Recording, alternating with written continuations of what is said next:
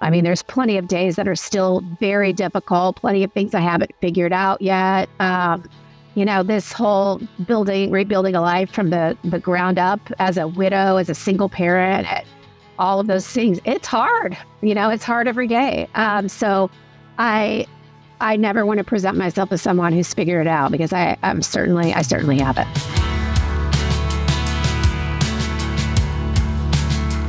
Hey, what's up? This is the Nook Podcast, and my name is Steven. Welcome to week 5 in this series I have called Personal Jesus, No Cookie Cutter Faith. I have really enjoyed speaking with people who have found such depth in their relationship with Jesus, and I hope that you have too.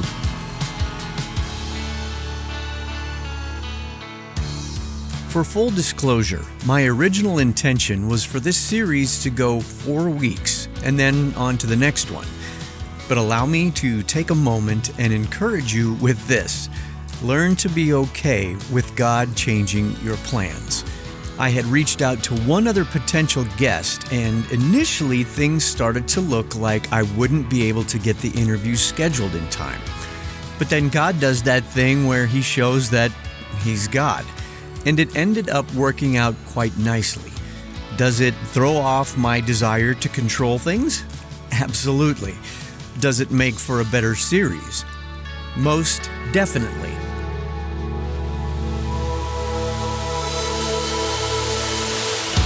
For this final installment, I have the honor of welcoming Amie Patrick to the Nook. You might be familiar with portions of her story. She and her husband Darren moved to St. Louis in 2001 to start a new church plant called The Journey. For the purposes of this episode, that is where the story will begin.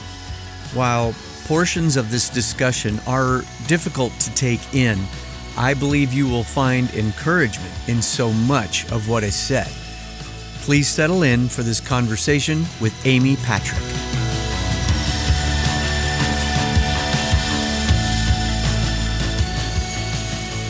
For context sake, can you tell me about the beginnings of the Journey Church? Sure. So Darren and I moved to St. Louis in 2001 to plant the Journey. We were sent by a church in Kansas City who really, just stood behind us and funded us and, really was behind the vision.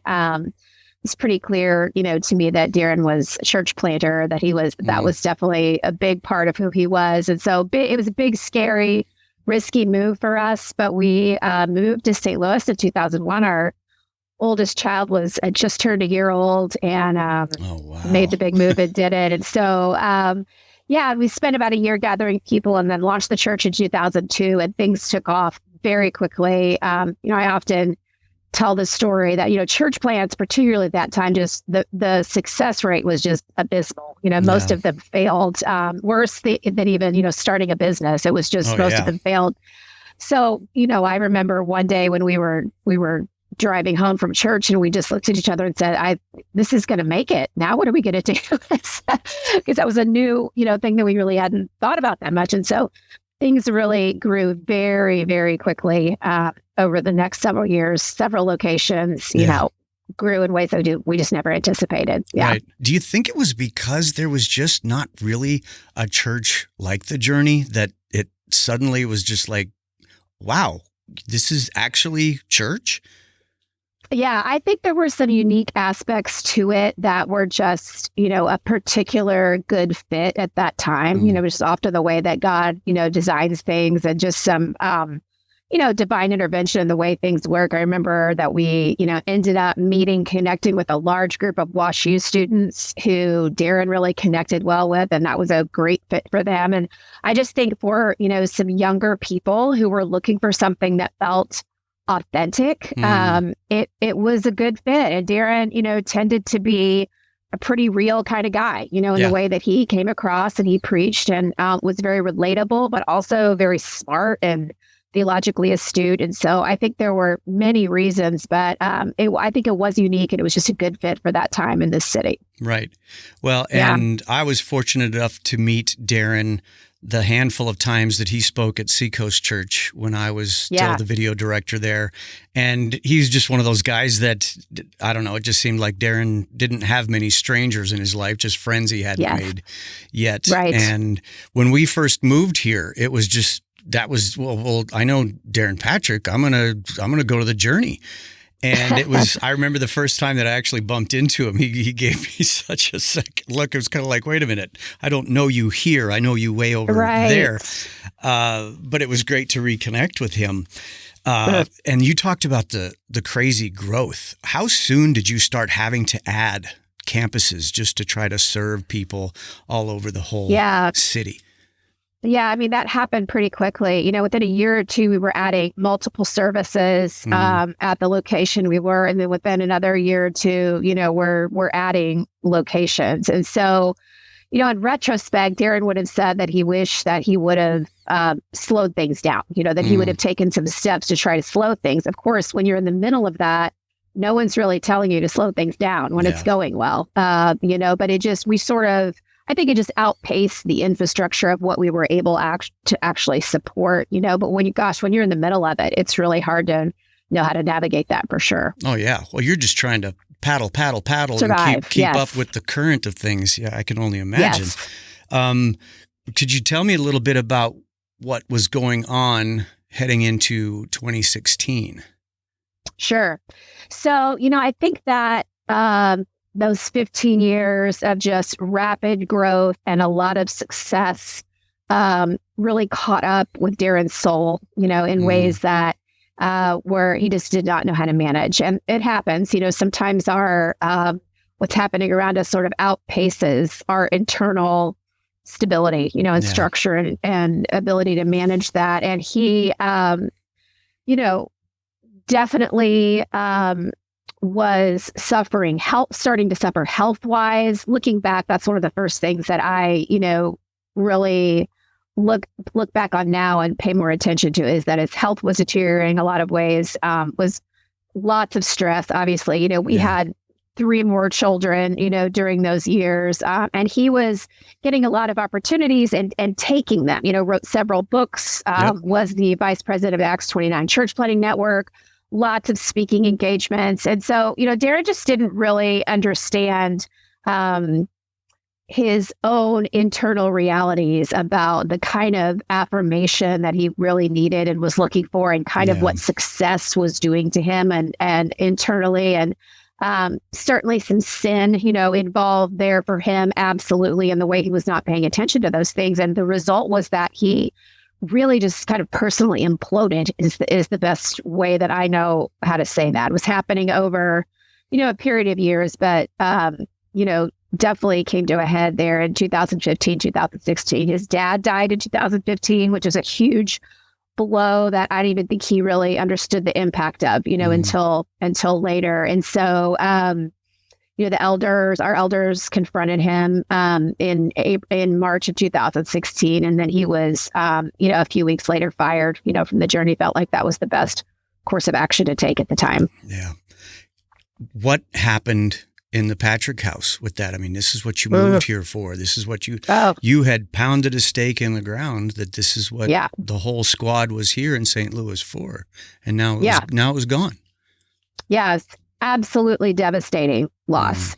You know, I was completely blindsided, not in that I hadn't been concerned about some things with Darren, but, you know, there hadn't been anything that I had seen that was to the level where I thought I got to go talk to our leaders, and we've got to figure something out here.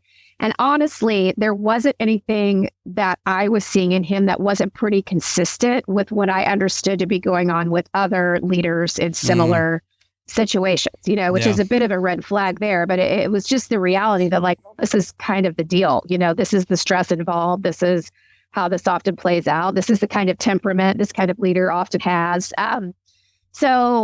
But I just did not know a lot of what was going on behind the scenes, as far as even the frustration of the elders over multiple years. And unfortunately, no one had expressed any concern to me about Darren over any of those years, which is obviously a horrific problem. Sure. So I was incredibly blindsided by the entire situation. And it was just devastating for our whole family. It was devastating for our kids. It was, a very, very anxiety-ridden low point. Darren was suicidal during that time. So I was, absolutely keeping an eye on him all the time and just trying to, keep things together on some level. The whole situation was very public. So it was horrible, absolutely horrible. Yeah. Well, and it's interesting. I remember I had lost touch with Darren for a couple of years and bumped into him at a conference. I want to say it was either September, October of 2016. And at that point, it had been made known that he was putting himself under Greg Surratt at Seacoast Church for a period of restoration and still having lots of friends at Seacoast. And I put in my time there. It was actually, I thought, there's a good connection. And that's what I said to him. I said, I am so glad to hear that you have connected with Seacoast in the middle of all this. And he was like, dude, let me make sure I got your number. And we swapped phone numbers. And I think we had lunch a couple weeks later and did so for a period of months. And for me, if I may interject myself here, this wasn't exactly my intention, but I was worried about him. It's like, this was a friend of mine, and Seacoast was restoring him, but also it seemed like they already had some kind of a plan to infuse him into what they were doing and talking about him moving there. And I know that put a lot of stress on him, especially for you and the kids. And it just seemed like, from the outside looking in, it was like Seacoast certainly seemed to embrace the Patrick family and had found a good spot for Darren to be in. And I don't know, it just seemed like, again, watching from the outside over about a year or so, it was just really cool to see that it seemed like Darren was in a really good place. He was doing a lot of things. And that worried me again because I did some projects with him, and I remember being in some of the meetings that we would have, and he had 3 different podcasts in mind, and he was a very entrepreneurial pastor. Yes. But I know that everybody's got a capacity, and heading into 2020, that was pure hell for all of us in general. Did not even begin to compare what that year ended up looking like for you. Yes.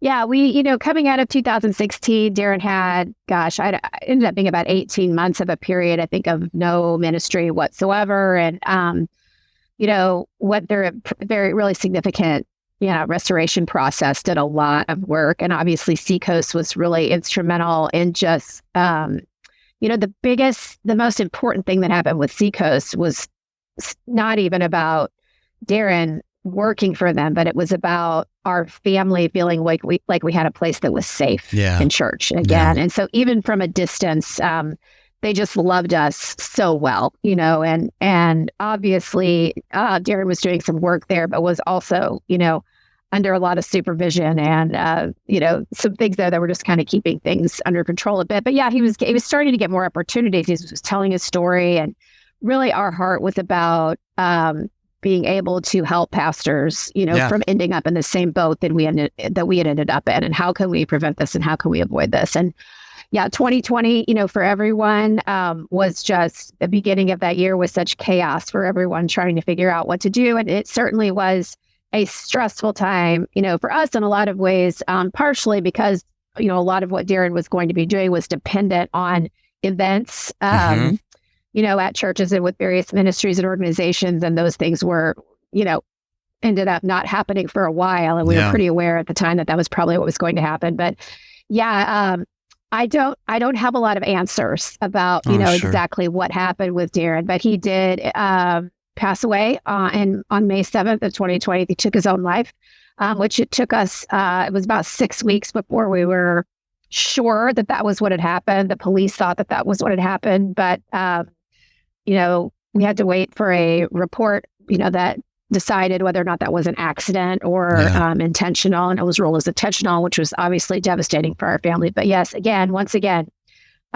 completely blindsided, devastated.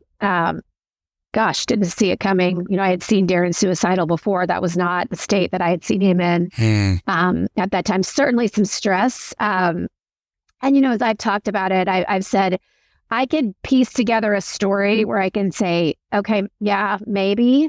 And I can also piece together a story where I think there's absolutely no way, that was intentional. But there's been a lot of work we've had to do around acceptance, and also just a lot of acceptance of mystery, that there are just going to be things that we don't know the reasons for, that we don't completely understand in this life. Obviously, something had, deteriorated within him to a level, because you just don't do that kind of violence to yourself, unless that's what has happened. But horrible, horrible, life-changing devastation for our family again.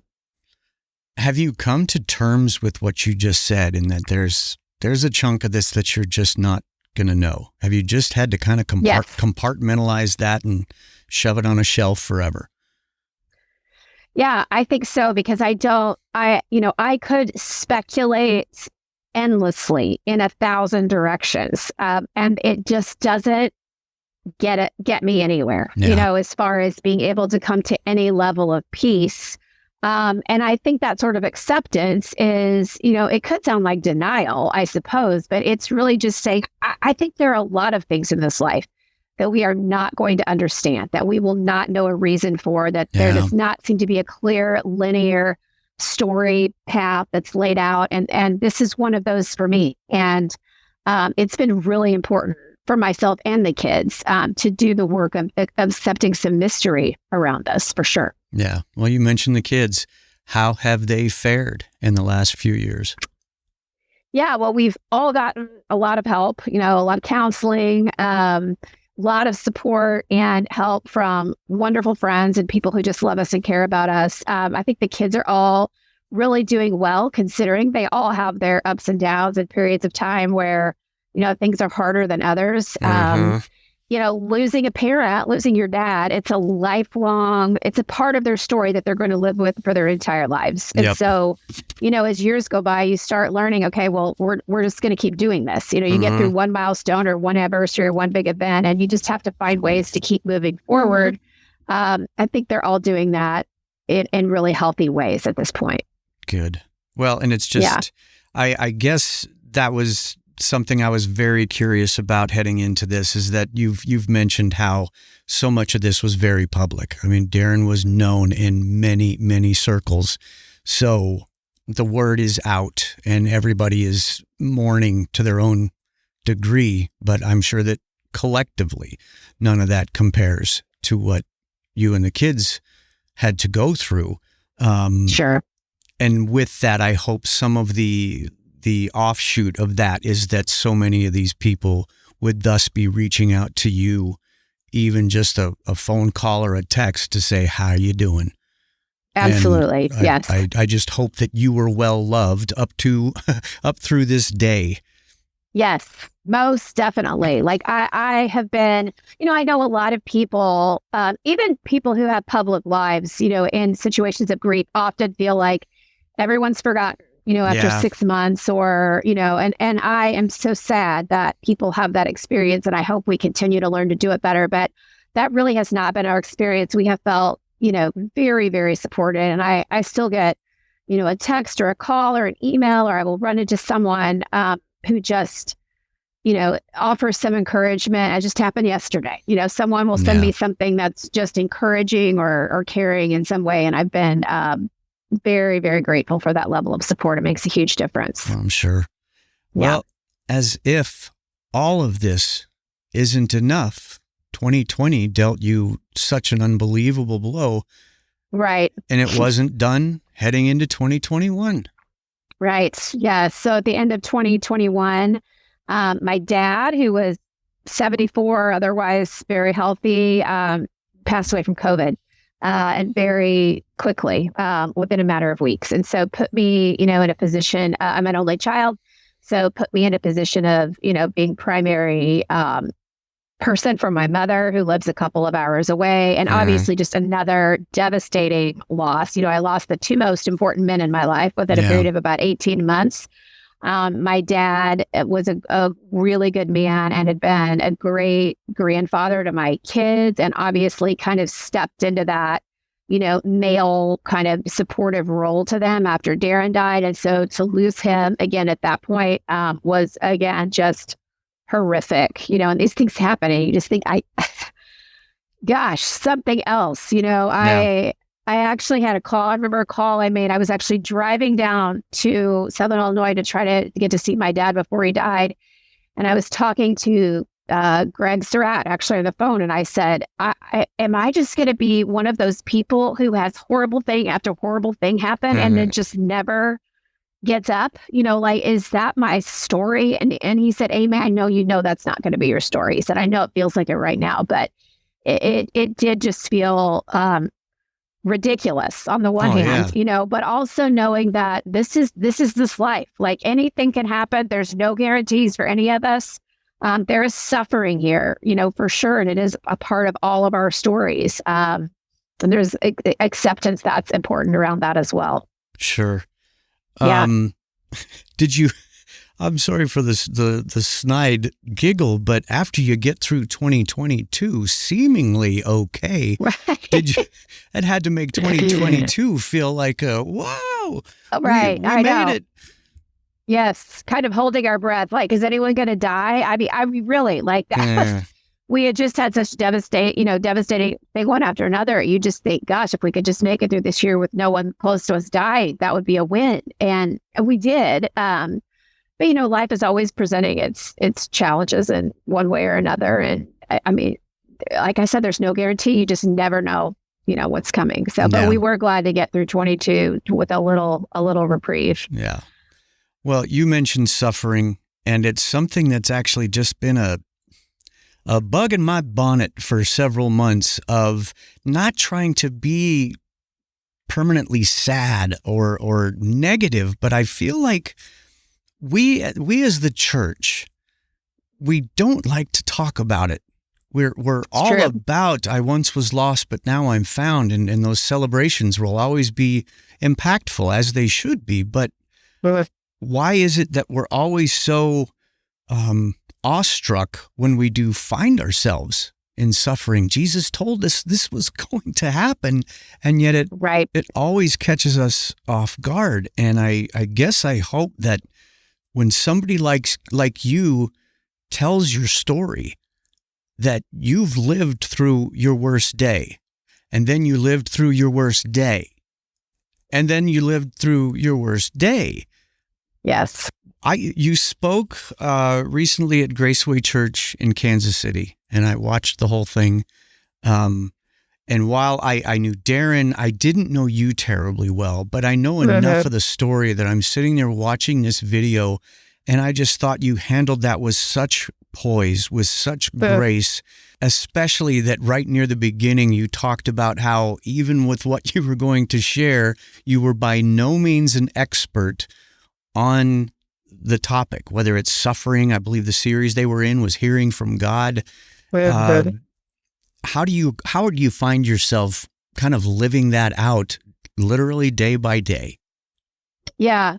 Well, I try to think of myself as a beginner, honestly, and a learner just all the time, because this has, it's one thing to be in ministry for years and years and to walk with a lot of people through difficult things. It's another thing when you're walking through it day by day yourself. And so just trying to stay in a position of humility and being willing to learn and ask for a lot of help and acknowledge what I don't know. All of those things have been really, really important. We've needed a lot of help, and I've had to, ask for it and accept a lot of help along the way. So I think that's been one of the most important pieces. But I also think, to your point, that particularly in the American church, we like the idea of this constant upward mobility. Yep. And up and to the right. that we're always just improving and getting better, and things are getting better. And that's just not real life for most of us. Obviously, we know in the end, we know how this goes for us, and it's all good. But I think, you know, our American culture has infiltrated the church in some ways where the way we look at a successful Christian life, which I don't even like that term, but that's, I mean, that is what it amounts to, is pretty unhealthy and pretty unbiblical, you know? And so I am trying to live in a way that I feel like reflects reality. And I'm certainly not trying to appear to be stronger than I am or further along than I am. I mean, there's plenty of days that are still very difficult, plenty of things I haven't figured out yet. You know, this whole rebuilding a life from the ground up as a widow, as a single parent, all of those things, it's hard, you know, it's hard every day. So I never want to present myself as someone who's figured it out, because I certainly haven't. Yeah. One of my favorite points that you shared in that message, I think it hit me so hard because I am such a why person. Yeah. And sometimes even before, why are we doing this? I need to kind of draw me the map why we're doing this. But facing what you have, even with it behind you, the inevitable is why? And yet you said, change the question from why to what might God be inviting me to? And that sounds so simple. It seemed somewhat simple as I was writing it here in my notes, but yet that can rock your head if you really try to wrap your heart around that very statement. To, I don't know, that to me is just a very realigning kind of a question. That, all right, this is still about you, God. I would love the insight on how I'm figuring this has to be coming firsthand from you. Yeah. Well, I do think that pain is an invitation, you know, and it is an invitation to know God in ways that we just don't outside of pain. And I mean, why is the system set up that way? I don't know. But it is. I mean, it is true. That is how it works. That pain invites us to more in our relationship with God that I just don't see that we get another way. And I even think you see in the biblical narrative, you know, if you look at the book of Job, I mean, God never tells Job why. You know, he essentially says, I'm God, and that's going to be enough. And so, and you're not. And so, but there's so much, you know, love in that for us, and God truly wanting our best in that. I think that's embedded in that invitation, you know, that is easy to miss if we get caught up in the question of why. And so I think it's a very, obviously, a normal question to ask. It's expected. It's a very human thing to want to know why. Absolutely. But I think part of me accepting and just cooperating with my humanity is accepting that I'm not going to get that answer here, probably, or all of it. I certainly am not going to get all of it, and that there are better questions to lead me forward in my relationship with Christ than that of why. He's a very personal Jesus, and I'm guessing that you can. Everything I've heard just today tells the story that you have seen him show up in a very personal, very unique way. What have you learned about yourself in the last 3 years? Yeah.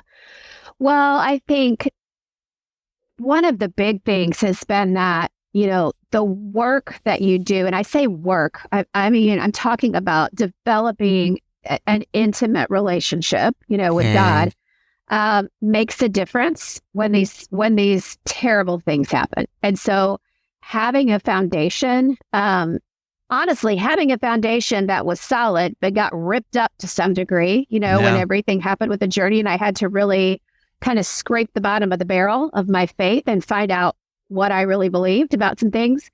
And having that foundation even more firmly laid before, you know, Darren died and my dad died, made a difference in how I was able to live, you know, during that time. I would also say that I've learned that, you know, how we want God to show up sometimes and how we think it needs to feel to know that God is with us is not always how it plays out. And I can certainly be rather demanding about God. If you're actually with me, then it will feel like this and this will happen. You're reading my mail. I've certainly learned what it feels like, as an experience to be able to say, this isn't happening, this isn't going the way I want, and it doesn't feel this way, but I know that God is with me in a deep way. It sends the roots down in a much deeper way. And so to have that confidence, that no matter what, God is not changing. Everything around me can change. A lot of it has. He is the same. Yeah. So I've definitely developed a just deeper roots, and I think confidence in having to live through that, for years, honestly, and trust him in that way. Sure. Well, is there even a way for you to be even remotely specific about things that you learned about Jesus that perhaps were completely brand new till you had to walk through these things? Yeah, I think there is just a level of knowing and experiencing the care of God and the way that he is holding all things together in ways that I can't possibly, that has been really significant for me. I think that's a big piece of it. And, as trite and silly as this sounds, I one of the most impactful things to me is just to remember, not only is God for me and that God loves me, but God really likes me. God likes me, and enjoys me. Yeah. And wants to be with me in that way. Those are things that I've always known, but I think being in the depths has sort of pressed me into a sweeter, relationship, with him in some of those ways that I mean, would I have gotten there another way? I don't know, but I'm glad to have arrived at a place where that is more real to me, for sure. That's got to make it that much easier for you to turn and show that same love to your kids who have had to walk the exact same mile with you through the last couple of years. That yes, I hope that Jesus is showing up for them, that they're seeing Jesus show up for them very similarly. Yeah, I think so. I mean, we have a lot of conversations about those things. And we are a very, we've learned to be a very emotionally attuned household, I'd say, around all of that, because we've had to be, to learn to really walk through all of this together. But just to really pay attention to, what do we see about God's faithfulness in our lives? And I've told my kids multiple times, I would take decades off of my own life for this to not be your story, if I could. Like, if that would make a difference, I would do it. That's not the option. Yeah. So mom's going to try to be the healthiest person that she can be in every way, and model that for you, and know that I can't fix it, and I can't walk the road for them. And I wouldn't want to take that away from them, because that's the story that God's writing for them. But that's good. To be as faithful as I can, and to love them as well as I can, and to try to live a real faith in front of them, even when it's hard and terrible, and the days when we all cry, I think it makes a big difference. Sure. Amie, I will tell you that I come into so many discussions for my show with certain expectations. And once again, God took my idea and blew it up to be more than I could have asked or imagined. So thank you. I'll say it again. I always like to leave a little bit of time at the end, that if there was something you thought we were going to talk about but didn't, or just something else that came to mind during our discussion, I always want my guests to feel like they have left it all out there, if there is something. Yeah, I just think if it's helpful for anyone to hear that, if you're in the depths, if you're in the middle of the pit, that I want people to hear and know that God is with them, and that they are seen and known and loved in ways that they that we can't always imagine or believe. But I hope that knowing that someone else, even at times, is believing that for you, that's true for you, can make a difference. And so if someone just hears that's where I'm at, I don't think it's going to get any better. He's with you. He's leading you out of it, just one little bit at a time. And that's all we can do, is just take the next step in front of us. Spirit, take hold of me and never let go. And though it seems slow, I'll wait for you. And when you say no, I'll trust you. And if you say hold on, I'll hope in you. Heaven knows you never let go. At times, I have trouble putting my thoughts into words, and this is one of them.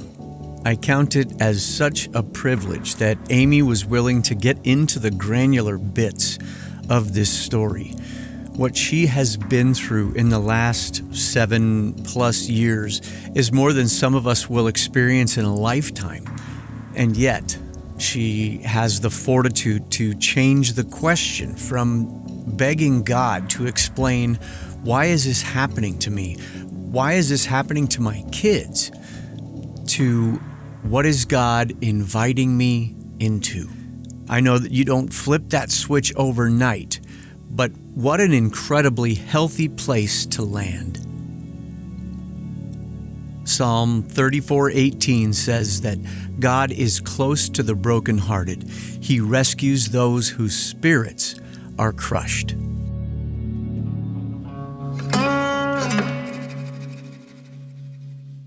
Coming up next week in the Nook. For some men, the addiction starts in their teens. Using phones, tablets, and laptops, they find ways to download and view pornography, hiding it from their parents. It's time to talk about the dirty little secret that no one wants to talk about. Years later, as an adult, the effects can be devastating for relationships and for sexual health. Statistics show that nearly 7 out of 10 men and 25% of women struggle with an addiction to pornography. It's a very difficult subject to ask people about and get honesty. Is this really confidential? So there's that skepticism. But then there's the reality that when we're stuck in this kind of behavior, it's very, very common that there's a high level of rationalizing our behavior, minimizing our behavior, or even denying that we really have a problem. Those are difficult numbers to consider.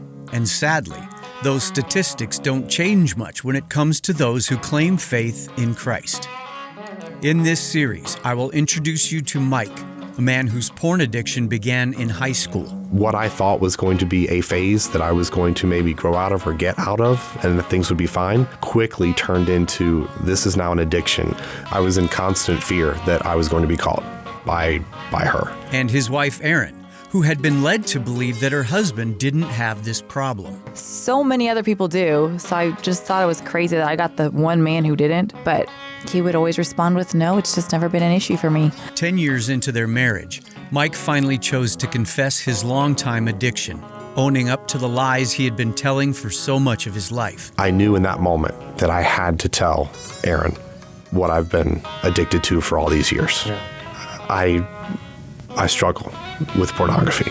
And their marriage imploded. I have never hated somebody in my life. These emotions started welling up in me that, I had pure hate. If this marriage had any chance of healing, so much work would need to be done, and it wasn't going to be easy. In my mind, I was testing the water to picture a life without him. And I said, you know what? Fine. If that's what you want, go get the papers. I'll sign them. This series begins Tuesday, April 11th.